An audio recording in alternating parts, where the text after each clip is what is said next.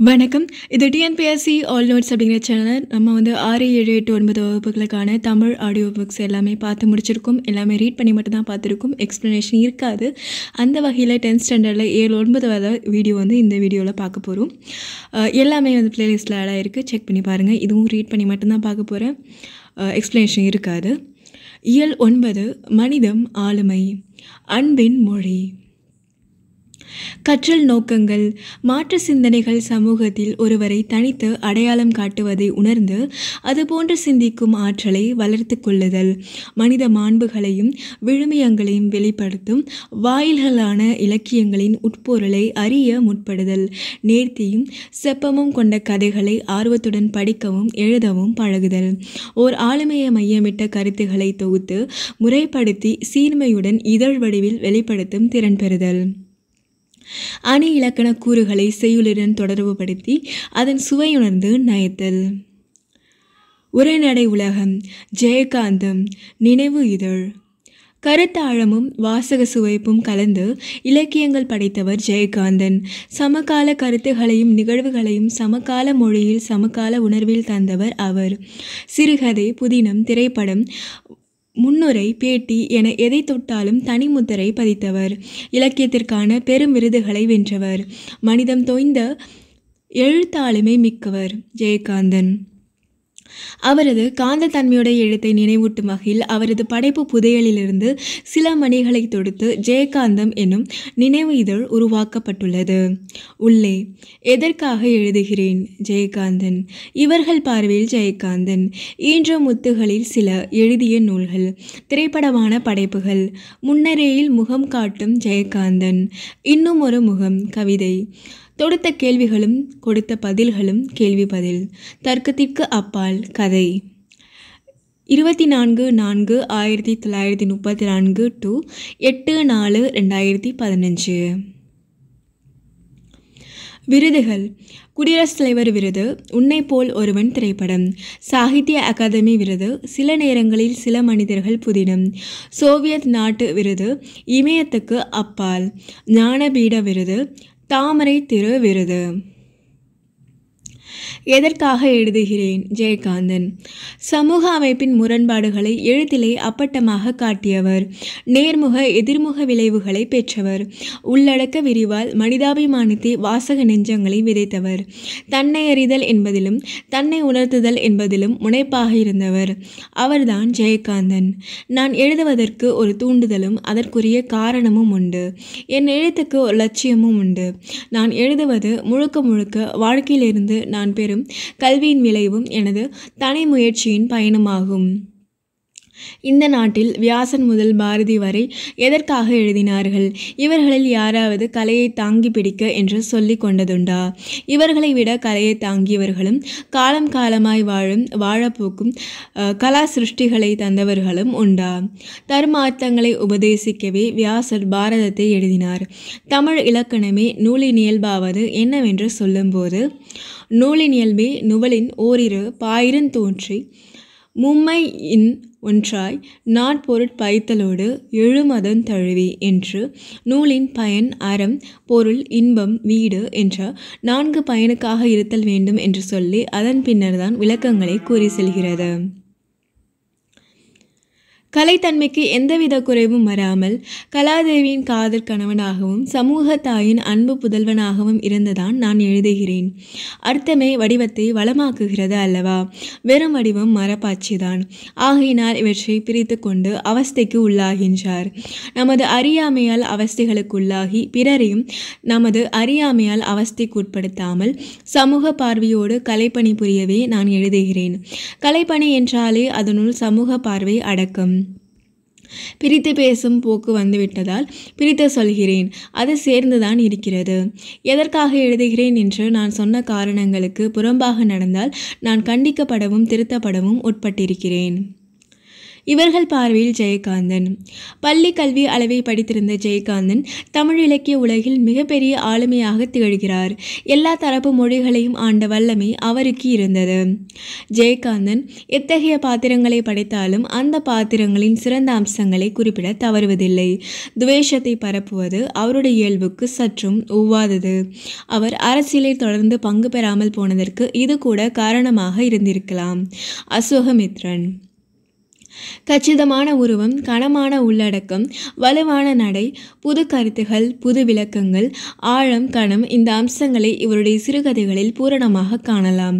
அது மட்டுமின்றி பலதரப்பட்ட சூழ்நிலைகளையும் வெற்றிகரமாக சித்தரிப்பது இவருடைய அரிய சாதனை. வாசகர்களின் கருத்து. தீபம் இதழ் 1967. நேர்கொண்ட ஆனால் வித்தியாசமான பார்வை, நிலத்தில் யாருக்கும் அஞ்சாத நெறிகள், திமிர்ந்த ஞான செருக்கு, கம்பீரமான குரல், வளமான புதுமையான வாழ்க்கை சித்தரிப்புகள், இவைகள்தாம் ஜெயகாந்தன் என்ற செம்மாந்த தமிழனின் சிறப்பான அடையாளங்கள். படிக்காத மேதை என்று குறிப்பிடப்படும் அவர் முறையாக கல்லூரிகளில் படிக்கவில்லையே தவிர தமிழ் இந்திய இலக்கியங்களை மட்டுமன்றி சோவியத் பிரெஞ்சு இலக்கியங்களை தானே படித்து உணர்ந்தது மட்டுமன்றி வாழ்க்கையும் ஆழமாக படித்தவர். பிறகு அவற்றை வார்த்தைகளில் அழகுற படைத்தவர். கா. செல்லப்பன். ஈன்றமுத்துகளில் சில எழுதிய நூல்கள். சிறுகதை தொகுப்பு. குறிபீடம், யுகசந்தி, ஒரு பிடி சோறு, உண்மை சுடும், இனிப்பும் கரிப்பும், தேவன் வருவாரா, புதிய வார்ப்புகள். குறும்புதினங்கள்.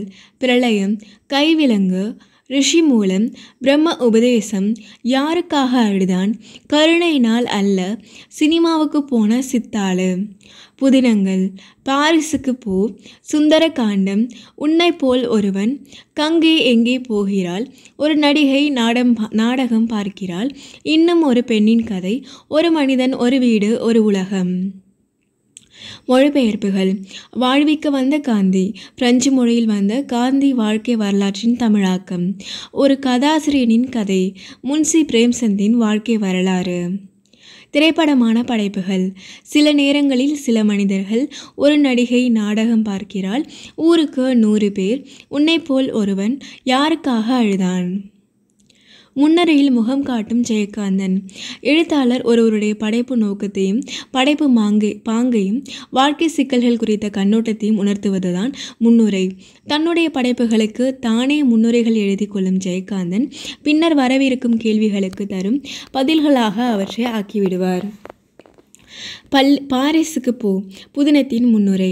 ஒரு தேசத்தின், ஒரு நாகரிகத்தின், ஒரு காலத்தின், ஒரு வளர்ச்சியின், ஒரு வாழ்க்கையின் உரைகள் இலக்கியம். ஒரு எழுத்தாளன் ஆத்ம சக்தியோடு எழுதுகிறானே, அது கேவலம் பிழைப்போ அல்லது ஒரு தொழிலோ அல்ல, அது ஒரு தவம். நீங்கள் கதை என்று நினைத்து கொண்டிருக்கிறீர்களே, அது காலத்தின், ஒரு வாழ்க்கையின் சாசனம். 1966. இன்னும் ஒரு முகம். கவிதை. ஜெயகாந்தன் சில கவிதைகளையும் திரைப்பாடல்களையும் படைத்திருக்கிறார். அவரது படைப்பாற்றலின் இன்னொரு பக்கம் அது. பட்டுக்கோட்டை கல்யாண சுந்தரம் பற்றிய அவரின் கவிதை இது. எண்ணமும் எழுத்தும் உயர்ந்திருக்கும், ஏழை கண்ணீரும் பாடலிலே கலந்திருக்கும், பண்ணொடு சந்தமும் பாய்ந்து வரும், பழைய மண்ணின் வாடையும் சேர்ந்து வரும். தொடுத்த கேள்விகளும் கொடுத்த பதில்களும் உடனுக்குடன் அறிவார்ந்த எதிர்வினையாக ஜெயகாந்தன் அளிக்கும் பதில்களுக்கு முன்னால் கேள்விக்கணைகள் மழுங்கிவிடும். சிறுகதைகளை படைப்பதில் தங்களுடைய தனித்தன்மை வாய்ந்த திறமையை வாசகர்கள் கொண்டாடுகிறார்களே, இத்துறையில் தாங்கள் கடைபிடிக்கும் நுணுக்கங்கள் யாவை? நுணுக்கமா? அப்படி தனியாக நான் எதையும் கையாளுவதாக எண்ணி செய்வதில்லை. என் மனத்தால், புத்தியால், உணர்வால் நான் அறிந்து அனுபவப்படாத எதையும் நான் எழுதினதில்லை. என்னை பெரிதும் பாதிப்பவை மனித வாழ்வின் பிரச்சனைகளே. என்னை பொறுத்தவரையில் எழுத்தாளனுக்கு அவனுடைய படைப்புகளுக்கு அடிப்படையாக அமைய வேண்டியது மனித வாழ்வின் பிரச்சனைகளே. உங்கள் பார்வையில் சுதந்திர இந்தியாவின் மகத்தான சாதனை எது? மிகப்பெரிய சவால் எது? மகத்தான சாதனை பெற்ற சுதந்திரத்தை பேணி காத்தது. மிகப்பெரிய சவாலும் அதுவே. இந்த வயதில் தேசம் செல்லும் பாதை, எழுத்துலகத்தின் போக்கு, இவற்றையெல்லாம் பார்க்கும்போது எப்படி இருக்கிறது? காலந்தோறும் மாற்றங்களை நாம் பார்க்கிறோம். நாமும் மாறிக்கொண்டே இருக்கிறோம். சிறுகதை. மனிதம் என்பது பரந்து விரிந்த வானம் போன்று எல்லைகளற்றது. இதை நம்மால் மேற்கொள்ள முடியாதென்று ஒதுங்கிவிடக் கூடாது. ஆறுதல் அளிக்கும் ஒரு புன்னகை, ஒரு தோள் தட்டல், இரண்டொரு அன்பு சொற்கள், தன்னால் இயன்ற சிறு உதவி, இவையெல்லாம் மனிதம்தான். மனிதத்தின் துளியளவு வெளிப்பாடு ஏதோ ஒரு வகையில் நமக்கு உதவக்கூடும். வெற்றி என்ற வார்த்தைக்கு பொருள் இல்லை. நினைத்தது நடந்தால் வெற்றி என்று நினைத்துக் கொள்கிறோம். தோல்வி நிச்சயம் என்று எண்ணி தோற்றால் அந்த தோல்வியே வெற்றிதான். ஒரு காலத்தில் எனக்கு இப்படிப்பட்ட வெற்றிகள் வாழ்க்கையில் நிறையவே சம்பவித்தன. என் வாழ்க்கையை நிர்ணயிக்கும் ஒரு முக்கிய காரியமாய் பக்கத்து நகருக்கு போயிருந்தேன். வழக்கம் போல தோல்வி நிச்சயம் என்ற மனப்பான்மையுடன் போன நான் வழக்கத்திற்கு மாறாக அன்று தோற்று போனேன். தோல்வி நிச்சயம் என்ற என் மனப்போக்கு தோற்றது. என் வாழ்க்கையை நிர்ணயிக்கப்பட்டு விட்டது.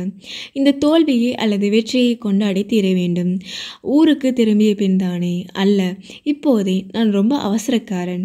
கொண்டாடுவது என்பது பெரிய காரியமா? அது கொல்லப்பட்ட உள்ளம் தன்னுள் லயித்து குதிகளிப்பது. அதன் விளைவாய் ஏற்படும் புற நிகழ்ச்சிகள் பெரிய காரியமன்று. கொண்டாடத்தக்கதை சிலர் வானத்தை வண்ணப்படுத்தும் வேடிக்கை நிகழ்த்தி கொண்டாடுவார்கள். சிலர் 4 பேருக்கு வயிறார உணவளித்து கொண்டாடுவார்கள். இன்னும் சிலர் அந்த பொழுதிலாவது தன் வயிறார தான் உண்டு மகிழ்வார்கள். அதெல்லாம் அப்பொழுது இருக்கும் அவரவர் சக்தியை பொறுத்தது. எனினும் மனசில் ஏற்படும் அனுபவம் அனைவருக்கும் ஒன்றுதான். இப்பொழுது என் நிலைமை பையில் இருக்கும் ஒரு வெள்ளி ரூபாய் நாணயம்தான். அதற்கென்ன, இந்த 1 ரூபாயிலும் கொண்டாடலாமே? அதுதான் முடியாது. ஊருக்கு போக 3/4 ரூபாய் வேண்டும். அதனால்தான் என்ன, 1/4 ரூபாயில் கொண்டாட முடியாதோ? நிச்சயம் முடியும். சங்கரையர் ஹோட்டலில் புது பால், புது டிகாஷன், சர்க்கரை கம்மி, ஸ்ட்ராங்கா 1 கப் காஃபி 2 அணாதான். காஃபி அருந்தியதும் உடம்பில் ஒரு தெம்பும் மனசில் ஒரு தனி குதூகலமும் பிறந்தன. ஊர் திரும்ப ஒதுக்கி வைத்த 12 அணா போக கையில் இருக்கும் 2 அணாவை என்ன செய்யலாம்? கடைசி சல்லியையும் ஒரு ராஜாவை போல் செலவு செய் என்ற பழமொழி நினைவுக்கு வந்தது. ஐயா தர்மதுரை, கண்ணில்லாத பிச்சைக்கார ஐயா என்ற குரல் ஸ்டேஷனுக்குள் நுழையும் இடத்தில் ஒரு ஓரமாய் அந்த பார்வையற்ற பிச்சைக்காரன் உட்கார்ந்திருந்தான். கிழவன். அவன் எதிரே இருந்த அலுமினிய பாத்திரத்தில் வெறும் செப்பு காசுகளை கிடந்தன. அவற்றின் நடுவே நான் போட்ட 2 அணா வெள்ளை வெளிரென்று விழுந்தது. அழகாகத்தான் இருந்தது. பார்வையற்றவன் அதை எடுத்து தடவி பார்த்தவாறே நான் இருப்பதாக அவன் நினைத்து கொண்ட திசை நோக்கி கரம் குவித்து, சாமி, நீங்க போற வழிக்கெல்லாம் புண்ணியம் உண்டு என்று வாழ்த்தினான். அதன் பிறகு உண்மையிலேயே நாளனாவில் அந்த நல்ல நாளை கொண்டாடிவிட்ட நிறைவு பிறந்தது எனக்கு. புக்கிங் கவுண்டரின் அருகே போய் என் சொந்த கிராமத்தின் பெயரை சொல்லி சில்லறையை நீட்டினேன். டிக்கெட்டை எதிர்பார்த்து நீண்டிருந்த என் கைக்குள் மீண்டும் சில்லறையே விழுந்தது. இன்னும் 1 அணா கொடுங்கள் சார். 12 அணா தானே? அது நேற்றோடு சரி, இன்னிலிருந்து அதிகம். என் கை சில்லறையுடன் வெளியே வந்தது. திடீரென்று பாதாளத்தில் வீழ்ச்சியுற்றது போன்ற திகைப்பில் நின்றுவிட்டேன். யாரிடம் போய் 1 அணா கேட்பது? அதோ ஒரு பெரியவர் பேப்பர் படித்து கொண்டிருக்கிறாரே, அவரிடம் என்று நினைக்கும் போதே 1 அணா தானே, கேட்டால்தான் என்ன என்று நினைக்கும் போதே கேட்டால் என்ன நடக்கும் என்பது தெளிவாகி கொண்டிருந்தது. அங்கே யாரோ ஒருவன் அவர் அருகே சென்றான். அவன் என்ன கேட்டானோ அவர் சொன்ன பதில் உலகத்திற்கே கேட்டது. எனக்கு முறைத்தது. 2 அணா தர்மம் செய்து 5 நிமிஷம் ஆகவில்லை. 1 அணாவுக்கு யாசிப்பதா என்று யோசிக்கும் நிலை வந்துவிட்டது என்னும் போது மனம்தான் வாழ்க்கையுடன் எண்ணமாக தர்க்கம் புரிகிறது. அது அந்த பார்வையற்றவனின் அலுமினிய பாத்திரத்துக்குள் செப்பு காசுகளின் நடுவே ஒளிவிட்டு சிரிக்கிறது. 2 அணா, அது என்னுடையது. அது எப்படி உன்னுடையதாகும்? நீ கொடுத்து விட்டாய், அவன் வாழ்த்து விட்டான். இப்ப சந்தியில் நிற்கிறேனே, அதில் 1 அணாவை கூடவா எனக்கு சொந்தம் இல்லை? அவன் பாத்திரத்தில் கிடந்தாலும் அது என்னுடையது அல்லவா? கேட்டா தருவானா? தரமாட்டா. அவனுக்கு எப்படி தெரியும் அதை போட்டவன் நான் என்று? எடுத்துக்கொண்டார். அதை ஓரால் 1 அணா போட்டுவிட்டு 1/2 அணா எடுத்துக்கொள்கிறானே, அதுபோல 1 அணாவை போட்டுவிட்டு அந்த என்னுடைய 2 அணாவை எடுத்துக்கொண்டால் இது திருட்டு அல்லவா? திருட்டா? எப்படியும் என் பக்கத்திலிருந்து தர்மமாக 1 அணா அவனுக்கு கிடைக்குமே. அந்த 1 அணா புண்ணியம் போதும்.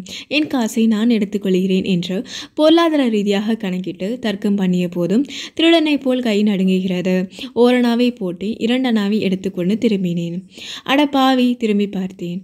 பார்வையற்ற விழிகள் என்னை வெறிக்க வாழ்த்த திறந்த வாயால் சபிப்பது போல் அவன் கேட்டான். சாமி, இதுதானுங்களா தருமோ? யாரோ ஒரு புண்ணியவன் 2 அணா போட்டாரு, அதை எடுத்துக்கிட்டு 1 அணா போடுறியே. பார்வையற்றவனை ஏமாத்தாதே, நரகத்துக்கு தான் போவ. நெருப்பு கட்டிய கையில் எடுத்தது போல் அந்த 2 அணாவை அலுமினிய தட்டில் உதறினேன். இப்போது என் கணக்கில் 3 அணா தர்மம். தெரியாமல் எடுத்துட்டேன் என்று சொல்லும்போது என் குரலில் திருட்டுத்தனம் நடுங்கியது. ஒரு பெண் அரையணா போட்டுவிட்டு காலணா எடுத்து சென்றாள். பாரி வெற்றவன் உடனே 2 அணா இருக்கிறதா என்று தடவி பார்த்தான். அப்படி பார்த்தபோது அது இல்லாதிருந்துதான் நான் சிக்கிக்கொண்டேன் என்று புரிந்தது. அது அவனுக்கு கிடைக்காமல் கிடைத்த செல்வம். விட மனம் வருமா? நான் யோசித்தேன். அது அவன் பணமா? ஆமாம், நான் தானே தந்தேன். காசைத்தான் கடன் தரலாம், தர்மத்தை தர முடியுமா? தர்மத்தை யாசித்து தந்தால்தான் பெற வேண்டும். வெகு நேரம் நின்றிருந்தேன். நான் போக வேண்டிய ரயில் வந்து போய்விட்டது.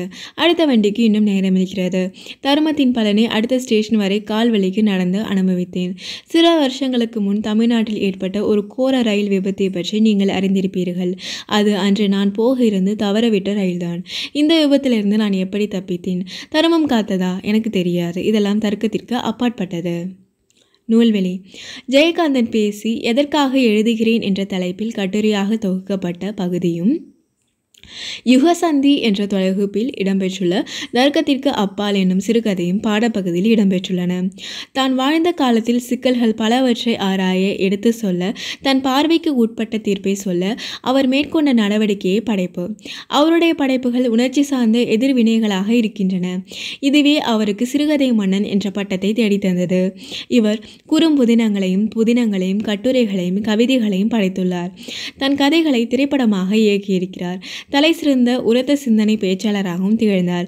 சாகித்ய அகாதமி விருதையும் ஞானபீட விருதையும் பெற்ற இவருடைய கதைகள் பிற மொழிகளில் மொழிபெயர்க்கப்பட்டுள்ளன. மனிதம். கவிதை பேழை. சித்தாளு. நாகூர். ரூமி. நுழையும் முன். வானுயர்ந்த கட்டடங்களை பார்த்து வியக்கிறோம். அதிசயம் என்றும் போற்றுகிறோம். அதை உருவாக்க உழைத்தவர், வியர்த்தவர், இடுபோடிய பாடுபட்டவர்களை நினைத்ததுண்டா? அந்த ஏழைகளின் துயரை எங்கிடும் அவர் வாழ்வை அவர்களின் பசிக்குறி முகங்களை நொடியேனும் நினைப்பதுண்டா? இன்னலிலே இருக்கும் தொழிலாளர்கள் நிலையை கவிஞர்கள் நினைக்கிறார்கள்.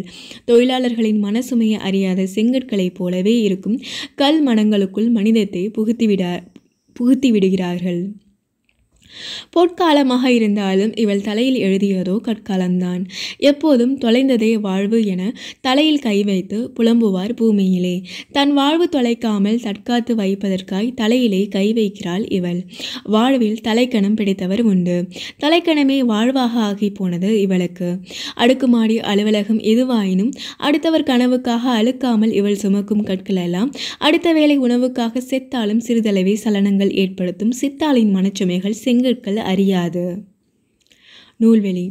முகமது ரஃபி என்னும் ஏற்பெயரை கொண்ட நாகூர் ரூமி தஞ்சை மாவட்டத்தில் பிறந்தவர். இவர் 80களில் கணையாழி இதழில் எழுதத் தொடங்கியவர். கவிதை, குறுநாவல், சிறுகதை, மொழிபெயர்ப்பு என பல தளங்களில் இவர் தொடர்ந்து இயங்கி வருபவர். மீட்சி, சுபமங்களா, புதிய பார்வை, குங்குமம், கொல்லிப்பாவை, இலக்கியம், வெளிவட்டம், குமுதம் ஆகிய இதழ்களில் இவரது படைப்புகள் வெளியாகி உள்ளன. இதுவரை நதியின் கால்கள், 7வது சுவை, சொல்லாத சொல் ஆகிய 3 கவிதை தொகுதிகள் வெளியாகி உள்ளன. மொழிபெயர்ப்பு கவிதைகள், சிறுகதை தொகுதிகள் ஆகியவற்றுடன் கப்பலுக்கு போன மச்சான் என்னும் நாவலையும் படைத்துள்ளார். கவிதை பேழை. தேம்பாவணி வீரமா முனிவர். நுழையும் முன். பசும் தங்கம், புதுவெள்ளி, மாணிக்கம், மணிவைரம் யாவும் ஒரு தாய்க்கு ஈடில்லை என்கிறார் ஒரு கவிஞர். தாயின் அன்பை எழுத உலகின் மொழிகள் போதாது. தாயை இழந்து தனித்துறும் துயரம் பெரிது. மகிழ்ச்சியை பகிர்ந்தால் பெருகும், துயரை பகிர்ந்தால் குறையும். சுவோரோடு ஆயினும் சொல்லி அழு என்பார்கள் அல்லவா? துயரத்தை தாங்கிக் கொள்ளும் மனங்கள் மனிதத்தின் முகவரிகள். சாதாரண உயிரினங்களுக்குள்ளும் துயரத்தை பகிர்ந்து கொள்ளும் மனிதம் இருந்தால் எத்தனை ஆறுதல். முன் நிகழ்வு. கிறித்துவுக்கு முன் தோன்றியவர் திருமுழுக்கு யோவான். இவரை அருளப்பன் என்றும் குறிப்பிடுவர். இவரே கிறித்துவின் வருகையை அறிவித்த முன்னோடி. வீரமாமுனிவர் தன் காப்பியத்தில் இவருக்கு கருணையன் என்று பெயரிட்டுள்ளார். கருணையன் தன் தாயார் எலிசபெத் அம்மையாருடன் கானகத்தில் வாழ்ந்து வந்தார். அச்சூழலில் அவருடைய தாய் இறந்துவிட்ட போது கருணையன் அடையும் துன்பத்தில் இயற்கையும் பங்கு கொண்டு கலங்கி ஆறுதல் அளிப்பதை இப்பாடல்கள் படம் பிடித்து காட்டுகின்றன. எலிசபெத் அம்மையார் அடக்கம். கருணையன் கண்ணீர். பூக்கையை குவித்து பூவே புரிவொடு காக்கென்று பூஞ்சேக்கையை பரப்பி இங்கண் திருந்திய அறத்தை யாவும் யாக்கிய பிணித்தன்று ஆக இனிதினுள் அடக்கி வாய்ந்த ஆக்கிய அடக்கி பூவோடு அழுங்கநீர் பொழிந்தான் மீதே. சொல்லும் பொருளும் சேக்கை படுக்கை, யாக்கை உடல், பிணித்த கட்டி, வாய்ந்த பயனுள்ள. வாய்மணியாக கூறும் வாய்மையே மழை நீராகி தாய்மணியாக மார்பில் தயங்கி உள்குளிர வாழ்ந்தேன். தூய்மணியாக தூவும் துளிலது இளங்கூழ் வாடி காய்மணியாக முன்னர் காய்ந்தன காய்ந்தேன் அந்தோ. சொல்லும் பொருளும் இளங்கூழ் இளம்பயிர் தயங்கி அசைந்த காய்ந்தேன் வருந்தினேன். விரிந்தன கொம்பில் கொய்த வீயன உள்ளம் வாட எரிந்தன நுதி நச்சு அம்புண்டு இரும்புழை புண்போல் நோக பிரிந்தன புல்லின் காணில் பெரிதழுது இறங்கி தேம்ப சரிந்தன அசம்பில் செல்லும் தளவிழா தனித்தேன் அந்தோ. சொல்லும் பொருளும் கொம்பு கிளை, புழை துளை, கான் காடு, தேம்ப வாட, அசம்பு நிலம். உய்முறை அறியேன் ஓர்ந்த உணர்வினொத்து உறுப்பும் இல்லா மெய்முறை அறியேன். மெய்தான் விரும்பிய உணவு தேட செய்முறை அறியேன். காணில் செல்வழி அறியேன். தாய் தன் கைமுறை அறிந்தேன். தாயும் கடிந்தனை தனித்து போனாள். சொல்லும் பொருளும் உய்முறை வாழும் வழி ஓர்ந்து நினைத்து கடிந்து விளக்கி இயற்கை கொண்ட பரிவு. நவமணி வடக்கையில் போல் நல்லறை படலை பூட்டும் தவமணி மார்பன் சொன்ன தன்னிசைக்கு இசைகள் பாட துவமணி மரங்கள் தோறும் துணரணி சுனைகள் தோறும் ஓமணி காணம் கொள் என்று ஒளித்து அழுவ போன்றே. சொல்லும் பொருளும் ஓமணி மணமலர், படலை மாலை, துணர் மலர்கள். பாடலின் பொருள் கருணையன் தன் மலர் போன்ற கையை குவித்து பூமி தாயே என் அன்னையின் உடலை நீ அன்போடு காப்பாயாக என்று கூறி குழியினுள் அழகிய மலர் படுக்கையை பரப்பினான். இவ்வுலகில் செம்மையான அறங்களெல்லாம் தன்னுள் பொதிந்து வைத்து பயனுள்ள வாழ்க்கை நடத்திய தன் அன்னையின் உடலை மண்ணிட்டு மூடி அடக்கம் செய்து அதன் மேல் மலர்களையும் தன் கண்ணீரையும் ஒரு சேர பொழிந்தான். என் தாய் தன் வாயாலே மணி போல கூறும் உண்மையான சொற்களையே மழை நீராக உட்கொண்டு அத்தாயின் மார்பில் ஒரு மணி மாலை என அசைந்து அழகுற வாழ்ந்தேன். ஐயோ, இளம்பயிர் வளர்ந்து முதிர்ந்து நெல்மணிகளை காணும் முன்னே தூய மணி போன்று தூவும் மழைத்துளி இல்லாமல் வாடி காய்ந்து விட்டதைப் போல நானும் இப்போது என் தாயை இழந்து வாடுகின்றேனே. என் மனம் பறந்து நின்ற மரக்கிளையிலிருந்து பறிக்கப்பட்ட மலரை போல் வாடுகிறது. தீயையும் நஞ்சையும் முனையில் கொண்ட அம்பினால் துளைக்கப்பட்டதால் உண்டான புண்ணின் வழியால் வருந்துவது போன்றது என் துயரம். துணையை பிரிந்த ஒரு பறவையைப் போல நான் இக்காட்டில் அழுது இறங்கி வாடுகிறேன். சரிந்த வழுக்கு நிலத்திலே தனியே விடப்பட்டு செல்லும் வழி தெரியாமல் தவிப்பவன் போல் ஆனேன். நான் உயிர் பிழைக்கும் வழி அறியேன். நினைந்து கண்ட அறிவினுக்கு பொருந்தியவாறு உறுப்புகள் இயங்குதல் இல்லாத இந்த உடலின் தன்மையை அறியேன். உடலுக்கு வேண்டிய உணவை தேடிக்கொணரும் வழிவகைகளை அறியேன். காற்றில் செய்வதற்கான வழிகளையும் அறியேன். என் தாய் தன் கையால் காட்டிய முறைகளை மட்டுமே அறிவேன். என்னை தவிக்க விட்டுவிட்டு என் தாய் தான் மட்டும் தனியாக போய்விட்டாளே. நவமணிகள் பதித்த மணி மாலைகளை பிணித்தது போன்று நல்ல அறங்களை எல்லாம் ஒரு கோவையாக இணைத்த தவத்தையே அணிந்த மார்பனாகிய கருணையன் இவ்வாறு புலம்பி கூறினான். அது கேட்டு பல்வேறு இசைகளை இயக்கியது போன்று தேன் மலர்கள் பூத்த மரங்கள் தோறும் உள்ள மனம் வீசும் மலர்களும் மலர்ந்த சுனைதோறும் உள்ள பறவைகளும் வண்டுகளும் காட்டினிலே அழுவன போன்று கூச்சலிட்டன. இலக்கண குறிப்பு காக்கென்று காக்கவென்று என்பதன் தொகுத்தல் விகாரம். கண்ணீர் என்பதன் இடைக்குறை. காய்மணி உய்முறை செய்முறை வினைத்தொகைகள். மெய்முறை வேற்றுமை தொகை. கைமுறை மூன்றாம் வேற்றுமை உருவும் பயனும் உடன்தொக்க தொகை. பகுபத உறுப்பிலக்கணம் அறியேன் அரி ப்ளஸ் ஈ ப்ளஸ் ஆ ப்ளஸ் ஏன்.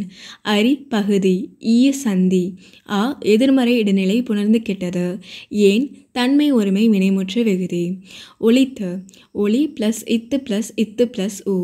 ஒளி பகுதி, இத்து சந்தி, இத்து இறந்த கால இடைநிலை, உ வினையச்ச விகுதி. இஸ்மத் சந்நியாசி தூய துறவி. வீரமாமுனிவர் திருச்சி ஆண்ட சந்தா சாஹிப் என்னும் மன்னரை சந்தித்து உரையாடுவதற்காக 2 மாதங்களில் உருது மொழியை கற்றுக்கொண்டார். இவருடைய எளிமையையும் துறவையும் கண்டு வியந்த சந்தா சாஹிப் இஸ்மத் சந்நியாசி என்னும் பட்டத்தை வீரமாமுனிவருக்கு அளித்தார். இந்த பாரசீக சொல்லுக்கு தூய துறவி என்று பொருள். நூல்வெளி தேம்பா ப்ளஸ் அணி என பிரித்து வாடாத மாலை என்றும், தேன் ப்ளஸ் பா ப்ளஸ் அணி என பிரித்து தேன் போன்ற இனிய பாடல்களின் தொகுப்பு என்றும் இந்நூலுக்கு பொருள் கொள்ளப்படுகின்றது. கிறித்துவின் வளர்ப்பு தந்தையாகிய சூசையப்பர் என்னும் யோசேப்பினை பாட்டுடை தலைவனாக கொண்டு பாடப்பட்ட நூல் இது. இப்பெருங்காப்பியம் 3 காண்டங்களையும் 36 படலங்களையும் உள்ளடக்கி 3615 பாடல்களை கொண்டுள்ளது. 17ஆம் நூற்றாண்டில் படைக்கப்பட்டது தேம்பாவணி. இக்காப்பியத்தை இயற்றியவர் வீரமாமுனிவர். இவரது இயற்பெயர் கான்ஸ்டான்சு ஜோசப் எஸ்கி. தமிழின் முதல் அகராதியான சதுரகராதி, தொன்னூல் விளக்கம், சிற்றிலக்கியங்கள், உரைநடை நூல்கள், பரமார்த்த குறுகதைகள், மொழிபெயர்ப்பு நூல்கள் ஆகியவற்றை இவர் படைத்துள்ளார். விரிவானம். ஒருவன் இருக்கிறான். கு. அழகிரிசாமி. நுழைமுன். துணையின்றி வாழும் நிலை இறங்கத்தக்கது. எப்படிப்பட்டவராக இருந்தாலும் பிறரது துணையை சார்ந்திருக்க வேண்டிய நிலை இருக்கிறது. துணையே இல்லாதவர் என்று கருதி நாம் அலட்சியம் செய்பவருக்கும் துணையொன்று இருப்பதை அறியும் போது நமக்கு குற்ற உணர்ச்சி தோன்றும் வாய்ப்பிருக்கிறது. எப்படிப்பட்டவருக்கும் ஒரு துணை இருக்கும். அந்த துணைதான் மனிதத்தின் வேருக்கு நீர். அதில் மனிதம் துளிர்க்கும். 10-15 நாட்களுக்கு முன்னால் நான் ஆஃபீஸில் இருந்து திரும்பி வீட்டுக்கு வந்தபோது அவன் வாசல் திண்ணையில் உட்கார்ந்து கொண்டிருந்தான். வயது 25 இருக்கும். இளமம் தோளுமான உடம்பு, எண்ணெய் காணாத தலை, காடாக வளர்ந்து கிடந்தது. சட்டையும் வேஷ்டியும் ஒரே அழுக்கு. சட்டையில் ஒரு பொத்தான் கூட இல்லை. கால்களை தொங்க போட்டுக்கொண்டு உட்கார்ந்திருந்த அவன் இடது கையால் அடி வயிற்றை பிடித்து கொண்டிருப்பதையும் பார்த்தேன். என்னை ஒரு தரம் ஏறிட்டு பார்த்தான். காய்ந்து போன விழிகள், அவற்றில் ஒரு பயம், தன் நிலையை எண்ணி கூசும் ஒரு அவமானம். யாரப்பா நீ, எங்கே வந்தே என்ற முகத்தில் வெறுப்பை பூரணமாக காட்டிக்கொண்டு கேட்டேன். கையை அடிவயிற்றிலிருந்து எடுக்காமலே ஒரு பெருமூச்சு விட்டான். பிறகு பதில் சொன்னான். தங்கவேலு வீட்டுக்கு வந்திருக்கிறேன். தங்கவேலு என் பக்கத்து குடித்தனக்காரர். மனைவியிடம் வயிற்று வலிக்காரன் வந்திருக்கிறான் போல் இருக்கிறது, பக்கத்து வீட்டுக்கு விருந்தாளியா என்று தமாஷாக சொன்னேன். காஞ்சிபுரம் பக்கத்து வீட்டு அம்மாவுக்கு அக்கா மகனாம், வைத்தியம் பார்க்க வந்திருக்கிறான் என்றாள் மனைவி. இரவு தங்கவேலு வீடு திரும்பினார். 9 மணிக்கெல்லாம் அவன் ஒரு பழைய தலையணையும் கிழிந்த போர்வையும் எடுத்துக்கொண்டு வந்தான். தங்கவேலு அவனை அழைத்து கொண்டு வந்து 4 குடித்தனங்களுக்கும் பொதுவான சிமெண்ட் நடைபாதையில் படுத்துக்கொள்ள சொன்னார். அந்த இடம் என்னுடைய அறையின் மற்றொரு ஜன்னலுக்கு நேராக இருந்தது. அந்த நோயாளி என் தலைமையில் வந்து உட்கார்ந்து கொண்டதாகவே நினைத்தேன். அதை ஆட்சேபிக்கவும் முடியவில்லை. தங்கவேலியின் குடித்தன பகுதியில் அவன் படுத்து கொள்ளலாம் என்றால் அங்கே உண்மையிலே இடமில்லை. எனக்கு மிகவும் கவலையாக போய்விட்டது. அதை மனைவிடமும் சொன்னேன். பாவம், நோயாளியாக இருக்கிறான், கிடந்துட்டு போகட்டும் என்றால் மிகுந்த இரக்கத்தோடு. மறுநாள் தங்கவேலி விசாரித்த போது அவனை பற்றி மேற்கொண்டு சில விவரங்கள் கிடைத்தன. அவன் அவருடைய மனைவிக்கு அக்கா பிள்ளை என்பது உண்மைதான். தாய் தகப்பன் கிடையாது. அவனுக்கு இருந்த உறவு தங்கவேலியின் மனைவியுமான அவனுடைய சித்தி காஞ்சிபுரத்தில் உள்ள தாய்மாமன் ஒருவனும் தான். அந்த ஊரில் தாய்மாமன் வீட்டிலே சாப்பிட்டு கொண்டு ஒரு சைக்கிள் ரிப்பேர் கடையில் தினக்கூலியாக 1 2 வாங்கி கொண்டு வேலை செய்து வந்தானாம். வயிற்று வலி வந்து 6-7 மாதங்களாக வேலை இல்லை, சம்பாத்தியமும் இல்லை, நோயும் வேறு. இந்த நிலையில் தாய்மாமன் வீட்டிலிருந்து அவனை ஒரு வழியாக விரட்டிவிட்டார்கள். அங்கிருந்து சித்தியை நம்பி சென்னைக்கு வந்திருக்கிறான் வைத்தியம் பார்ப்பதற்கு. இவ்வளவு கதையும் தங்கவேலு சொல்லி கொண்டிருக்கும் போது அவன் தெரு திண்ணையில் தான் இருந்தான். நாங்கள் பேசியது அவனுக்கு நன்றாக கேட்டிருக்கும். கேட்க வேண்டும் என்பதற்காகத்தான் தங்கவேலும் குரலை சற்று உயர்த்தியே பேசினார். அவர் வாயிலிருந்து வெளிப்படும் ஒவ்வொரு சொல்லும் அவனை குற்றம் சாட்டுவது போலவும், அவன் எதற்காக இங்கே வந்தான் என்பது என்று கேட்பது போலவும், அவன் வீட்டை விட்டு உடனே தொலைந்தால் நல்லது என்று கருதுவது போலவும் உழைத்தது. எனக்கும் அது பிடித்திருந்தது. தங்கவேலுவின் மனைவிக்கும் அவன் வந்திருப்பது பிடிக்கவில்லையாம். என் மனைவி சொன்னதை பார்க்கும்போது தங்கவேலுவை முந்திக் கொண்டு அவனை விரட்டுவதற்கு அவள் அவசரப்படுவதாக தெரிந்தது. எனக்கு ஏற்பட்ட மகிழ்ச்சிக்கு எல்லையே இல்லை. தொலைகிற பீடை சீக்கிரமா தொலையட்டும் என்று சொல்லி என் மனப்பாரத்தை சிறிது இறக்கி வைத்தேன். என் மனைவி அப்பொழுதும் அவனிடம் இரக்கம் காட்டி பேசினார். ஏன் இப்படி சொல்றீங்க? அவன் நம்ம என்ன செய்யறான்? எதுக்கு ஒரு அனாதையை போய் இப்படி சொல்லணும் என்று என்னை லேசாக கண்டிக்கவே ஆரம்பித்து விட்டாள். நாளை நம் குழந்தைகளுக்கு ஏதாவது ஒன்றுனா இவனா வந்து தாங்க போறான் என்று கோபத்தை காட்டிக்கொள்ளாமலே சொன்னேன். அப்படி ஒன்றும் வந்துவிடாது. இப்படி பயந்தால் உலகத்திலே வாழ முடியாது. சரி சரி, புத்திமதி நல்லா தான் இருக்கு, பேசாமல் போ என்று அவள் வாயை அடைத்துவிட்டு அவளோடு பேச பிடிக்காமல் வந்துவிட்டேன். ஏறக்குறைய தினந்தோறும் இப்படி நாங்கள் முரண்படுவதும் நான் கவலையும் பயமும் கொள்வதமாக ஆகிவிட்டது. மேலும் 2 நாட்கள் கழிந்தன. ஒவ்வொரு நாள் நாள் இரவும் அவன் ஓலத்துடனும் என் கவலையுடன் தான் கழிந்தது. 6ஆம் நாள் தங்கவேலு நான் சற்றும் எதிர்பாராத விதத்தில் அவனை அழைத்து கொண்டு வெளியே கிளம்பினார். நான் போய் எட்டி பார்த்தேன். அவனை சர்க்கார் ஆஸ்பத்திரியில் சேர்த்துவிடப் போவதாக தங்கவேலு சொன்னார். எனக்கு அப்போது ஏற்பட்ட மகிழ்ச்சியையும் நிம்மதியையும் இவ்வளவு அவ்வளவு என்று கூறுவதற்கில்லை. அதுதான் நல்ல யோசனை, அங்கே நல்லா கவனிப்பாங்க என்று ஒப்புக்கு சொன்னேன். அவன் என்னை பார்த்து என் பூரண ஆசீர்வாதத்தை வேண்டி கையெடுத்து கும்பிட்டு நான் போயிட்டு வரேன் என்றான். போயிட்டு வாப்பா, கடவுள் கிருபையால் சீக்கிரம் குணமாயிட்டும் போயிட்டு வா என்று வாழ்த்தினேன். மனதில் நஞ்சாக வெறுத்து கொண்டு அவனை இப்படி பொய்யாக வாழ்த்தி அனுப்பியது இன்று நினைத்தாலும் எனக்கு வெட்கமாக இருக்கிறது. அவன் என்னையும் மதித்து என் ஆசீர்வாதத்தில் நம்பிக்கை வைத்து கும்பிட்டதை நினைத்து விட்டாலோ நெஞ்சில் ஈட்டி பாய்வது போல் இருக்கிறது. தங்கவேலுவும் அவனும் டாக்ஸியில் எடுத்துக்கொண்டு போனார்கள். ஒரு பெரிய பாரம் நீங்கியது என்று தங்கவேலுவின் மனைவி என் மனைவியிடம் சொன்னதை கேட்டேன். நான் சொல்ல நினைத்த வார்த்தைகள் அவை. என் மனைவி ஒன்றும் சொல்லவில்லை.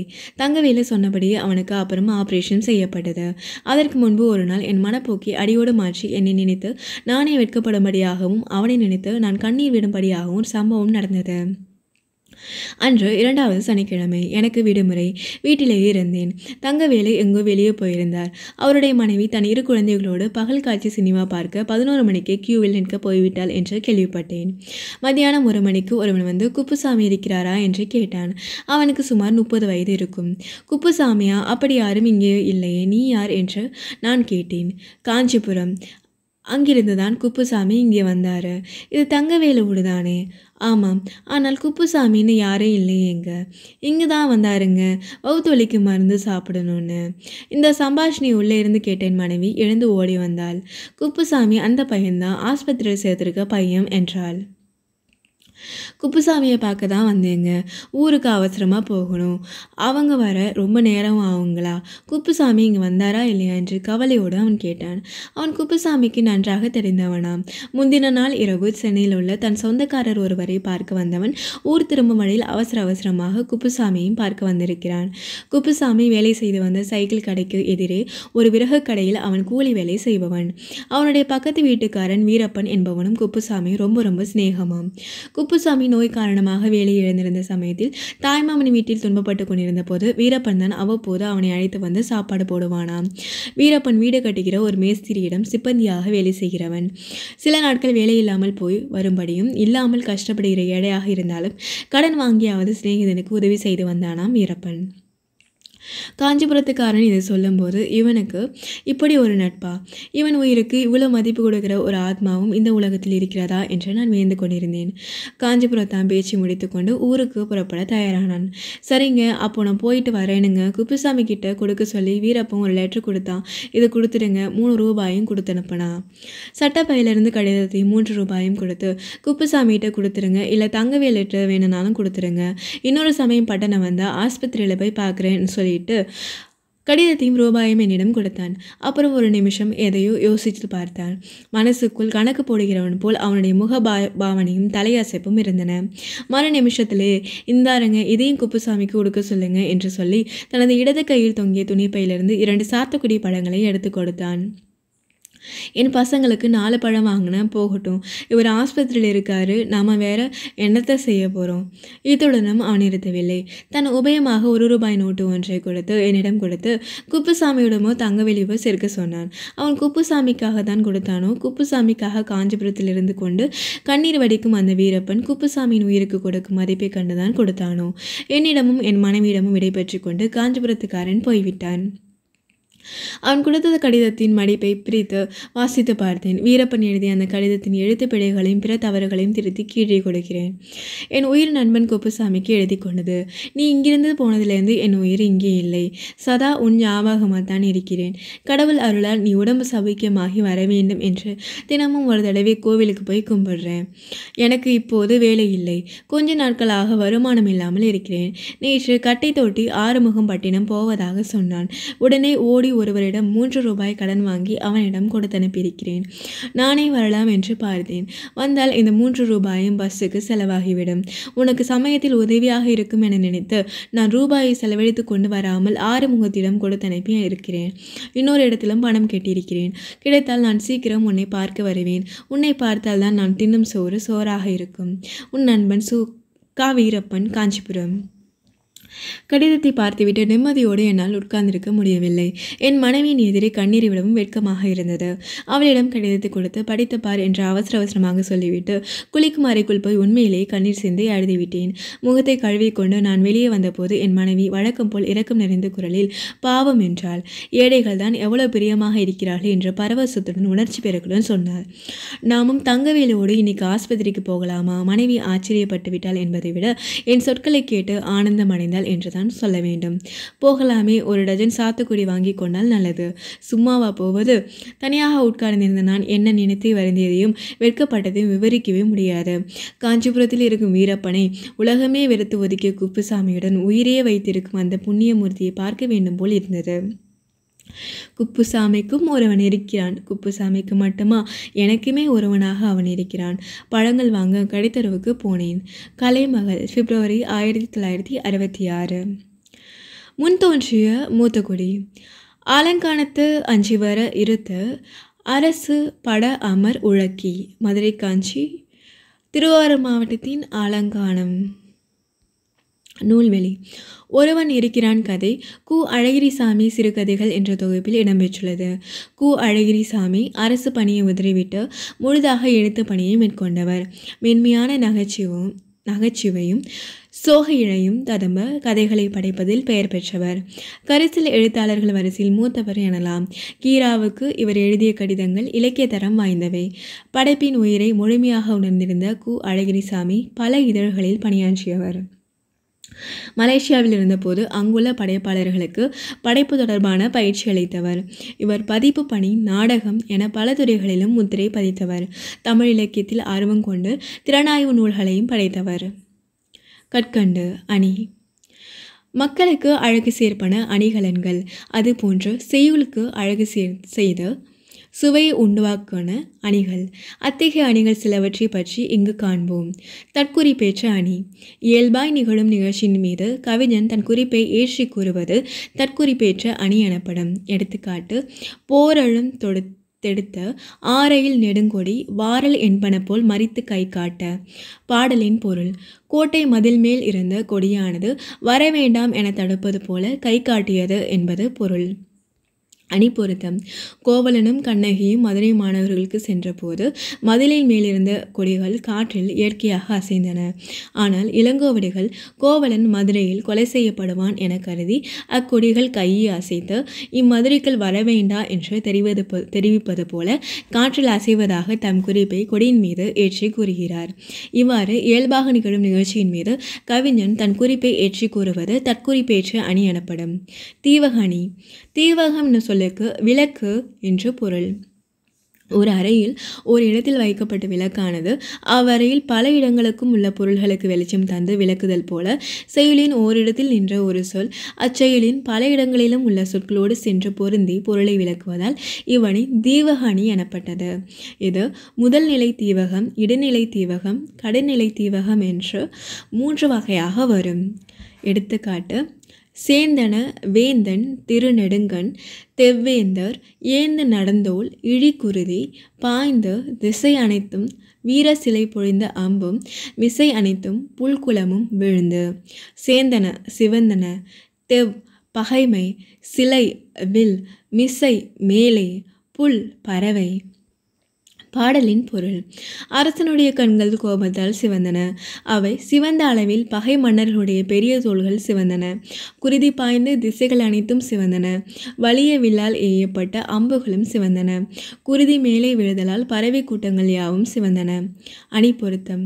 வேந்தன் கண் சேர்ந்தன, வெவ்வேந்தர் தோல் சேர்ந்தன, குருதி பாய்ந்து திசை அனைத்தும் சேர்ந்தன, அம்பும் சேர்ந்தன, புல்குளம் விழுந்து மிசை அனைத்தும் சேர்ந்தன. இவ்வாறாக முதலில் நிற்கும் சேந்தன் சிவந்தன என்ற சொல் பாடலில் வருகின்ற கண்கள், தோள்கள், திசைகள், அம்புகள், பறவைகள் ஆகிய அனைத்தோடும் பொருந்தி பொருள் தருகிறது. அதனால் இது தீவக அணி ஆயிற்று. நிரல் நிறை அணி. நிரல் வரிசை, நிறை நிறுத்துதல். சொல்லையும் பொருளையும் வரிசையாக நிறுத்தி அவ்வரிசைப்படி இணைத்து பொருள் கொள்வது நிரல் நிறை அணி எனப்படும். எடுத்துக்காட்டு: அன்பும் மரணம் உடைத்தாயின் இல்வாழ்க்கை பண்பும் பயனும் அது. பாடலின் பொருள்: இல்வாழ்க்கை அன்பும் மரணம் உடையதாக விளங்குமானால் அந்த வாழ்க்கையின் பண்பும் பயனும் அதுவே ஆகும். அணி பொருத்தம். இக்குறளில் அன்பும் மரணம் என்ற சொற்களை வரிசையாக நிறுத்தி பண்பும் பயனும் என்ற சொற்களை முறைப்பட கூறியுள்ளமையால் இது நிரல் நிறை அணி ஆகும். தன்மை அணி. எவ்வகைப்பட்ட பொருளாக இருந்தாலும் ஏற்கில் அமைந்த அதன் உண்மையான இயல்பு தன்மையினை கேட்பவர்களின் மனம் மகிழுமாறு உரிய சொற்களை அமைத்து பாடுவது தன்மை அணி ஆகும். இதனை தன்மை நவிற்சி அணி என்றும் கூறுவர். இவ்வணி 4 வகைப்படும். பொருள் தன்மை அணி, குணத்தன்மை அணி, சாதி தன்மை அணி, தொழிற்தன்மை அணி என்பன ஆகும். எடுத்துக்காட்டு: மெய்யிற்பொடியும் விரித்த கருங்குழலும் கையில் தனி சிலம்பும் கண்ணீரும் வையை கூன் கண்டளவே தோற்றான் அக்காரிகை தன் சொற்செவியில் உண்டளவே தோற்றான் உயிர். சிலம்பு வழக்குரை காதை வெண்பா. பாடலின் பொருள்: உடம்பு முழுக்க தூசியும் விரித்த கருமையான தலைமுடியும் கையில் ஒற்றை சிலம்போடு வந்த தோற்றமும் அவளது கண்ணீரும் கண்ட அளவிலேயே வையை நதி பாயும் கூடல் நகரத்து அரசனான பாண்டியன் தோற்றான். அவளது சொல் தன் செவியில் கேட்டவுடன் உயிரை நீத்தான். அணி பொருத்தம். கண்ணகியின் துயர் நிறைந்த தோற்றத்தினை இயல்பாக உரிய சொற்களின் மூலம் கூறியமையால் இது தன்மை நவிற்சி அணி எனப்படும். எவ்வகை பொருளும் மெய்வகை விளக்குஞ் சொன்முறை தொடுப்பது தன்மையாகும். தண்டியலங்காரம்.